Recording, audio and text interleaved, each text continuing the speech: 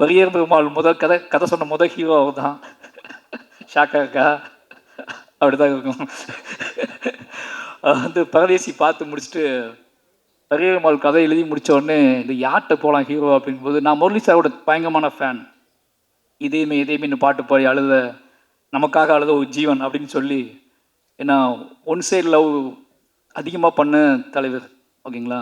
அது one side love அப்படிங்கிறது வந்து நம்ம நினைக்கிறோம், ஒன் சைடு லவ்னா சொல்லி அது ஏற்றுக்கொள்ளாதப்படாத காதல் ஒன் சைடு லவ் கிடையாது. சொல்லவே எனக்கு நீ சொல்லணும் அவசியம் கிடையாது, எனக்கு உனக்கு பிடிக்கும் அப்படின்னு ஒரு நமக்கு கெத்தை கொடுத்தது முரளி சார் தான். அவர் ஒரு பையன் ஹீரோ ஆகிட்டான்னு சொன்ன உடனே, நான் பானா காத்தாடி வந்த உடனே பெரிய பெருமாளுக்குள்ளே வச்சு யோசித்த ஹீரோ நீங்கள் தான். பரியரும் பெருமாள் பரதேசி முடிச்சுட்டு என்ன நடந்ததுன்னு தெரியல. நிறைய விஷயம் நடந்துட்டு இருந்தது. Too many things running on my head.